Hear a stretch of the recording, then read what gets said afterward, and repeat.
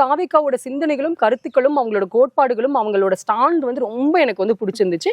அதை தாண்டி வந்து நான் என்ன நினைக்கிறேன் அப்படின்னா, நாங்கள் உங்களுக்கு ஒரு தங்கச்சியா இருக்கோம், எங்களுக்கு நீங்க அண்ணனா இருக்கு அப்படிங்கறதெல்லாம் தாண்டி நாங்க அவருக்கு மனைவியாக கூட இருப்போம் அப்படிங்கிற அளவுக்குலாம் பேசுறாங்கல்ல. சோ அப்ப நம்ம ஆதரவாளர்கள் நம்ம வந்து பக்குவப்படுத்த வேண்டியிருக்கு, அவங்களுக்கு எஜுகேட் பண்ண வேண்டியிருக்கு அப்படிங்கிற ஒரு தேவை இருக்குல்ல. கண்டிப்பா இல்லை. ஏன் அப்படின்னா தலைவருக்காக இவ்வளவு அன்பு வச்சு மக்கள் இருக்காங்களா அப்படின்னு தான் நான் அதை பாக்குறேன். அதுக்காக லிட்டரலா நம்ம அதை பார்க்க கூடாது. புரியுதுங்களா? இப்ப நம்ம இங்கெல்லாம் நம்ம ஊர்ல திருச்சி ஏர்போர்ட் அடிச்சுன்னு நம்ம பார்த்தோம். இந்த மாதிரி சம்பவம் எல்லாம் பண்ணிட்டு இருக்கும்போது நம்ம இன்னும் கொஞ்சம் பண்படலாமோ, நம்ம கிட்ட இருக்கவங்களை இன்னும் கொஞ்சம் நம்ம வழி நடத்தலாமோ, சரியான தலைவர் இல்லையோ அப்படிங்கிற மாதிரி தோணி இருக்கா? இப்போ இல்ல தோணல. ஏன் அப்படின்னா, அரசியலே எனக்கு ஆர்வம் இல்லாத நிறைய இளைஞர்களே இன்னைக்கு நான் அரசியலுக்கு வரேன் அப்படின்னு சொல்றதுக்கு ஒரு தலைவர் மேல உள்ள அன்பும் பாசமும் காரணமா இருக்கு. ஸோ அவங்க அரசியலுக்கு வராங்க. அரசியலுக்கு வர்றவங்களை நம்ம வந்து நீ தற்குறி, உனக்கு ஒன்றும் தெரியாது,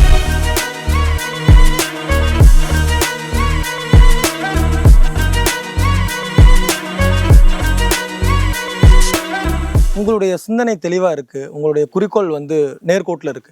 நான் எடுத்த விஷயத்த நான் வந்து மக்களுக்காக களத்துல நான் பயணிச்சுக்கிட்டே இருப்பேன், நான் தொடர்ந்து இவங்களுக்காக நான் டிராவல் பண்ணுவேன், தாமிரபரணி பாதுகாப்பேன், இங்க இருக்கக்கூடிய நகரத்தை நான் சுத்தப்படுத்துவேன் அப்படிங்கிற நிறைய விஷயங்களை உமன் எம்பவர்மெண்ட்லாம் நிறைய பத்தி பேசிட்டு இருக்கீங்க.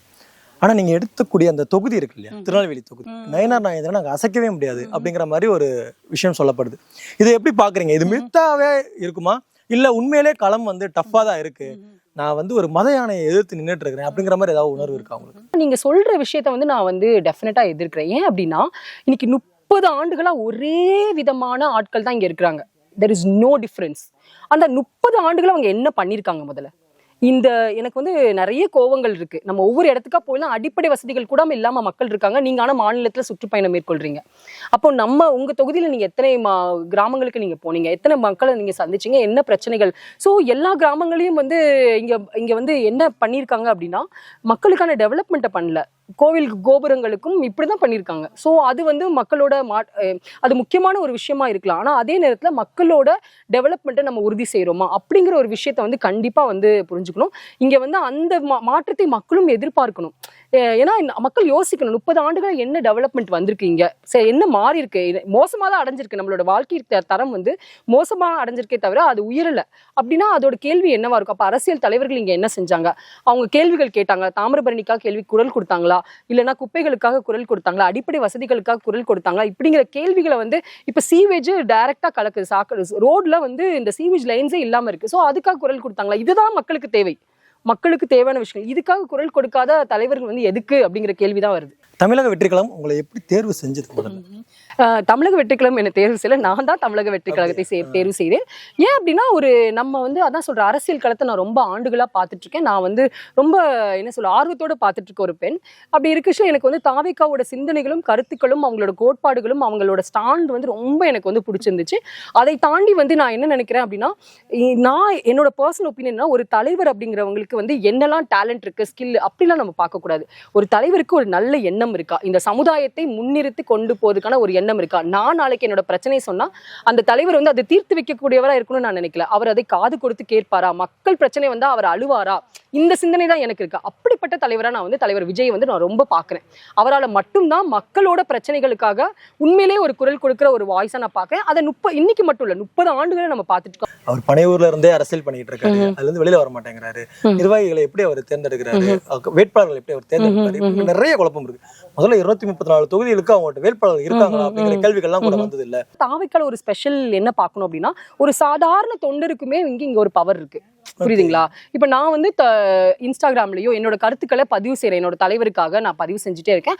அதை கூட நிறைய பேர் பார்த்துட்டு என்னன்னா உங்களுக்கு நாங்க சப்போர்ட், புரியுதுங்களா? ஸோ இந்த களம், இந்த மாதிரி ஒரு ஸ்பேஸ் வந்து மற்ற கட்சிகளை இருக்கான்னு கேட்டா இல்ல. ஸோ தாவேக்கால என்ன ஸ்பெஷல் அப்படின்னா, டாப்ல மட்டும் பவர் இல்ல, the power is also there in the bottom. நான் தான் அந்த பாட்டம்ல இருக்குன்னு நினைக்கிறேன்.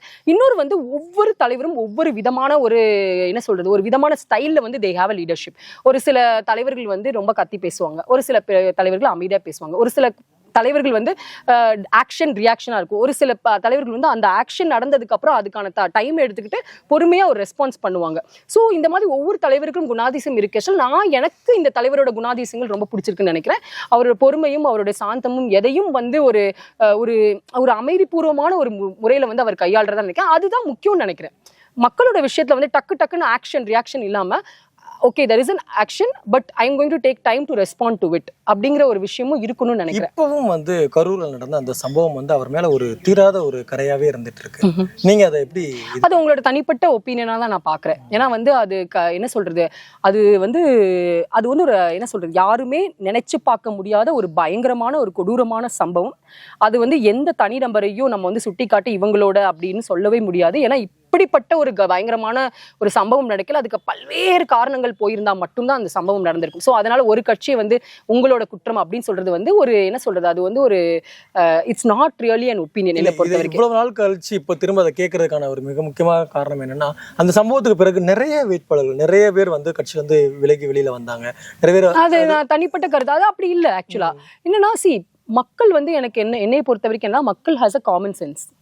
ஓகேங்களா, ஒரு ஒரு அரசியல் களம் அப்படின்னாலே ஒரு கயாட்டிக்கான சிச்சுவேஷன், அதுவும் தாவேகா மாதிரின ஒரு force, it's an absolute powerful force in Tamil Nadu politics today.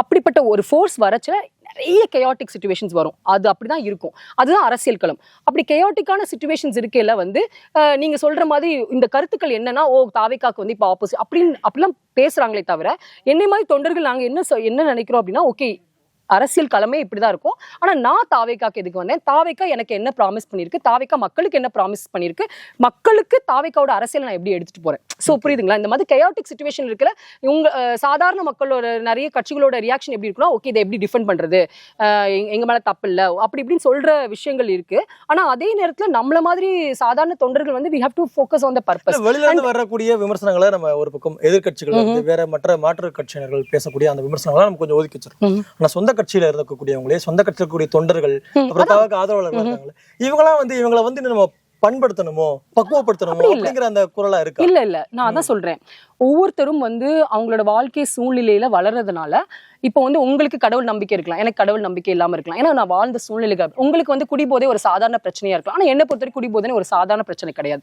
So நம்மளோட வாழ்க்கை சிச்சுவேஷன்ஸ், நம்ம லிவ்ட் எக்ஸ்பீரியன்ஸ் வரச்சு நம்ம சில கருத்துக்களை முன் வைக்கிறோம்.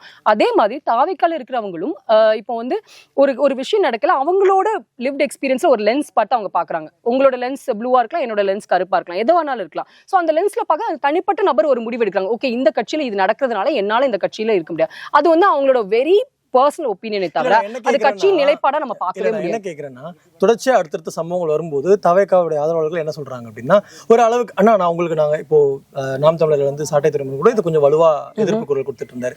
நான் உங்களுக்கு ஒரு தங்கச்சியா இருக்கோம், எங்களுக்கு நீங்க அண்ணனா இருக்கீங்க அப்படிங்கறதெல்லாம் தாண்டி நாங்க அவருக்கு மனைவியாக கூட இருப்போம் அப்படிங்கிற அளவுக்கு எல்லாம் பேசுறாங்கல்ல. சோ அப்ப நம்ம ஆதரவாளர்கள் நம்ம வந்து பக்குவப்படுத்த வேண்டி இருக்கு, அவங்களுக்கு எஜுகேட் பண்ண வேண்டி இருக்கு அப்படிங்கிற ஒரு தேவை இருக்குல்ல. கண்டிப்பா இல்ல. ஏன் அப்படின்னா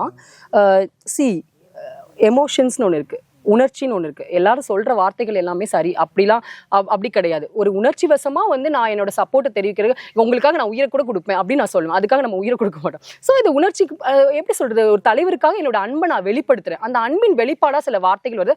அதுக்காக இந்த வார்த்தைகள் லிட்ரல் மீனிங்கா எடுக்காம இருக்கிறது ஒரு காமன் சென்ஸோட ஆள்கள் வந்து அதை இப்ப நானும் அந்த செய்தியை பார்க்கல, தலைவருக்காக இவ்வளவு அன்பு வச்சு மக்கள் இருக்காங்களா அப்படின்னு தான் நான் அதை பாக்குறேன். அதுக்காக லிட்ரலா நம்ம அதை பார்க்க கூடாது. புரியுதுங்களா? இப்ப நம்ம இங்கெல்லாம் நம்ம ஊர்ல சொல்லுவோம் எனக்கு சாவணும் போல இருக்கு அப்படின்னு சொல்லுவோம். அதுக்காக வந்து அந்த எண்ணம் கிடையாது. அது அன்னைக்கு ஒரு டிப்ரெஸ்டான ஒரு நாளா இருந்திருக்கலாம். அவ்வளோ அந்த வார்த்தைகளா எடுக்காம மக்கள் வந்து எப்படி பார்க்கணும் அப்படின்னா அதோட அன்பின் வெளிப்பாடா அதை பார்க்கணும். தொடர்ச்சியா வந்து திரும்ப தாவேகாவினர்களை வந்து இவங்கெல்லாம் தற்கொலைகள் இவங்கெல்லாம் என்னத்தப்பா செய்ய போறாங்க, எல்லாமே வந்து படிக்கிற பசங்களை வந்து தவறான பாதையில கொண்டு போயிட்டாங்க அப்படிங்கிற மாதிரி எல்லாம் சொல்லிட்டு இருக்காங்கல்ல. இது நீங்க உண்மையிலே வந்து இதை ரசிக்கிறீங்களா? என்னடா இது எல்லாருமே வந்து திரும்ப நம்ம தற்குறிகள்னே சொல்லிட்டு இருக்காங்க, ரொம்ப அசால்ட்டா சொல்லிட்டு போயிடுறாங்க. அதே வேலையில தான் வந்து இவங்களும் என்ன பண்ணிட்டு இருக்காங்கன்னா, தொடர்ச்சியா பல சம்பவங்கள் திருச்சி ஏர்போர்ட் அடிச்சுனவர்கள்லாம் நம்ம பார்த்தோம். இந்த மாதிரி சம்பவம் எல்லாம் பண்ணிட்டு இருக்கும்போது நம்ம இன்னும் கொஞ்சம் பண்படலாமோ, நம்ம கிட்ட இருக்கவங்களை இன்னும் கொஞ்சம் நம்ம வழி நடத்தலாமோ, சரியான தலைவர் இல்லையோ அப்படிங்கிற மாதிரி தோணி இருக்கா? இப்போ இல்ல தோணல. ஏன் அப்படின்னா இப்ப நீங்க தற்கொலைங்கிற வார்த்தை கூட நான் எப்படி பாக்குறேன்னா, it's a big disservice we are doing to the young people of Tamil Nadu. இன்னைக்கு வந்து அரசியலே எனக்கு ஆர்வம் இல்லாத நிறைய இளைஞர்களே இன்னைக்கு நான் அரசியலுக்கு வரேன் அப்படின்னு சொல்றதுக்கு ஒரு தலைவர் மேல உள்ள அன்பும் பாசமும் காரணமா இருக்கு. சோ அவங்க அரசியலுக்கு வராங்க.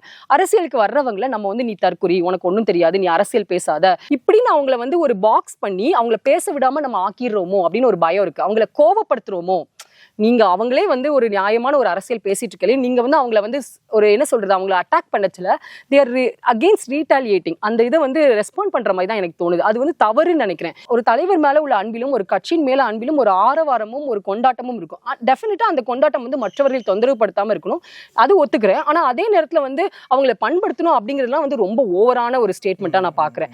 they are also young people, they are also our people. இன்னைக்கு வந்து இங்க எந்த கட்சியில இருந்தாலும் அவர்களும் நம்மளோடவங்க தானே. அவங்க அரசியல ஈடுபடணும்னு நினைக்கிறாங்க, அவங்க தலைவருக்காக வந்து சப்போர்ட் பண்றாங்க. அவங்க நம்ம நேசிக்காட்டியும் அட்லீஸ்ட் அவங்களுக்கு தொந்தரவு பண்ணாம இருக்கணும், அவங்களை தற்கொலைன்னு சொல்லாம இருக்கணும். அதுதான் வந்து ஒரு மாண்புள்ள ஒரு சமுதாயத்திற்கான ஒரு அடையாளமா பாக்குறேன். எந்த ஒரு விஷயமா இருந்தாலும் சரி, நம்ம உடனே வந்து மேலை நாடுகளுடைய கம்பேர் பண்ண ஆரம்பிச்சோம். அமெரிக்கா எப்படி இருக்காங்க பாருங்க, அவங்க எப்படி வளர்ந்து போயிட்டு இருக்காங்க அப்படின்னு சொல்லிட்டு. நீங்க அமெரிக்காவிலும் இருந்துட்டு வந்திருக்கீங்க, அங்க படிச்சிருக்கீங்க, அங்க ஒர்க் பண்ணிருக்கீங்க. அப்படிங்கும்போது இங்க இருக்கக்கூடிய அரசியல் பாதையும் அங்க இருக்கக்கூடிய அரசியல் பாதையும் எப்படி இருக்கு?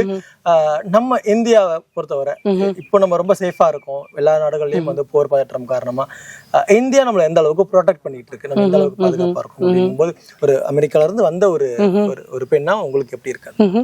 ஸோ வந்து மேலை நாடுகள், அதாவது அமெரிக்கால நான் பார்த்த விஷயம் என்னன்னா, அரசியல் வந்து ஒரு ஓப்பன் ஸ்பேஸ். அது வந்து எப்படின்னா, இங்க வந்து ஒரு டைட் ஸ்பேஸ். அது நீங்க வந்து இந்த சமுதாயத்திலேருந்து வந்திருக்கணும், இந்த நபரா இருக்கணும், இவ்வளவு பணம் வச்சிருக்கணும், இல்லை இப்படிப்பட்ட ஒரு பேக்ரவுண்ட்லேருந்து இங்க வந்திருந்தா மட்டும்தான் இன்னைக்கு அரசியல் உங்களுக்கு சாத்தியம். என்கிட்டே நிறைய பேர் அட்வைஸ் பண்ணுவோம், நீலாம் என்ன அரசியல் போற, நீ தான் வந்து வேர்ல்ட் பேங்க்லேயே அப்படி இருந்திருக்கலாமே, நீ தான் யூஎஸ்லேயே இருந்திருக்கலாமே, நிறைய பேர் சொல்லுவாங்க. ஏன்னா இங்க வந்து அரசியல் களம்ங்கிறது வந்து ஒரு சில நபர்களுக்காக ஆக்கப்படுது. ஆனால் யூஎஸ்ல பார்த்தீங்கன்னா, என் ஃப்ரெண்டே வந்து என்ன சொல்லுவாங்க, நான் வந்து கண்டெஸ்ட் பண்ண போறேன், அங்க நிறைய விதங்கள்ல வந்து அவங்களுக்கு லீடர்ஷிப்பை எக்ஸசைஸ் பண்றதுக்கு, பொலிட்டிக்கலுக்கு வர்றதுக்கு யாரும் அவங்களுக்கு கேள்வி கேட்க மாட்டாங்க. உங்களுக்கு இவ்வளோ அங்க வந்து ஃபண்ட் ரைசிங் ஒரு பெரிய விஷயம். அதனால அவங்களே வந்து இப்போ என்கிட்ட பணம்னாலும் நான் ரேஸ் பண்ணி வந்து அரசியல ஈடுபடுவேன் அப்படின்னு. ஸோ அந்த விதத்துல பாத்தீங்கன்னா இளைஞர்களுக்கான இப்போ ஜொரான் மம்தானி அந்த கேசஸ்லாம் இந்தியாவில் இன்னைக்கு சாத்தியம் கிடையாது. ஸோ அந்த விதத்துல பார்த்தா நம்ம வந்து எனக்கு வந்து அந்த அரசியல் ரொம்ப ஆரோக்கியமானதா தோணுது. யாருனாலும் இன்னைக்கு வந்து பாலிடிக்ஸ் ஷுட் பி கரியர். அது ஒரு கரியரா இருந்துச்சுன்னா யாருனாலும் உள்ள வரலாம், யாருனாலும் அதுல வந்து மேல வரலாம் அப்படிங்கிற ஒரு ஸ்பேஸ் இங்க இல்லையோன்னு தோணுது. அந்த ஸ்பேஸை வந்து உருவாக்குறதுக்கு தான் என்ன மாதிரி இளைஞர்கள் வந்து okay can we do something about it. எவ்வளவுதான் வந்து பாக்ஸ் போட்டு பிளாக் பாக்ஸ் அதை வச்சிருந்தாலும் அதை லைட்டா திறந்து அதுல எல்லாம் வெளிச்சம் இருக்கா அப்படின்னு நாங்க பார்த்துட்டு இருக்கோம்னு நினைக்கிறேன். நிச்சயமா ரொம்ப அரசியல் புரிதலோடையும் மக்களுக்கான பயணத்திலையும் வந்து நான் தொடர்ச்சியா பயணிக்கணும் அப்படிங்கிற அந்த ஒரு எண்ணம் இருக்கு உங்ககிட்ட. உங்களுடைய எண்ணம் வரக்கூடிய சட்டமன்ற தேர்தலில் எதிரொலிக்குதா அப்படிங்கிறத காலம் பதில் சொல்லும். நேரத்துக்கு நன்றி. Thank you so much.